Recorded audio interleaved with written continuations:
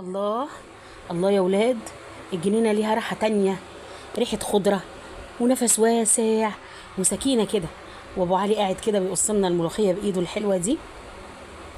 شوفوا الجمال، شوفوا جمال الملوخية. بيقول لي شفتي ملوخيتنا؟ قلت له اه طبعا، ملوخية حبنا يا ابو علي، دي ملوخية حبنا، مع انها حتة ارض صغننة ما تجيبش متر، بس والله جايبة فرح ورزق يا ولاد وسعادة. الله، بيقص فيها اهو، قاعد يقصها. بيقول لي دي اورجانيك يا ام علي. ايوه طبعا اورجانيك يا ابو علي، حاجه طبيعي كده من غير كيماوي. احمر على ابويا بطيخ، احمر على ابويا بطيخ. في الاخر قلت يا بت بقى فرصه. ابو علي قاعد يقص ورايق والجو حلو والجنينه جميله. قولي له بقى على الغيط بالراحه كده. ورحت لابسه الوش الخشب ومكشره. ابو علي، نعم، انا هروح الغيط بكره، يعني هروح الغيط وما فيهاش كلام تاني. الحاضر. لا ما فيش حاضر دي، انا هروح بكره، ماليش دعوه يا ستي. قلت حاضر. ايه ده؟ حاضر كده سهله؟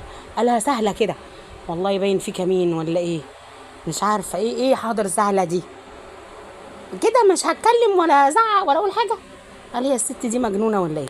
حاضر يا ستي.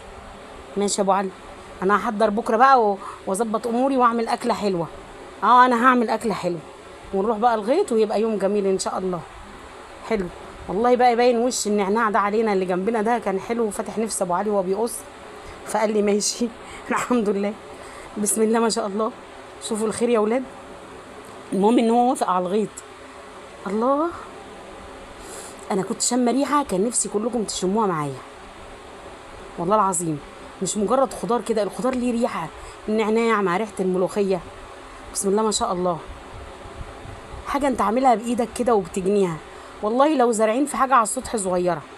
الله، شوف لقينا ايه، لقينا بقى عود بقدونس فرحنا بيه قوي.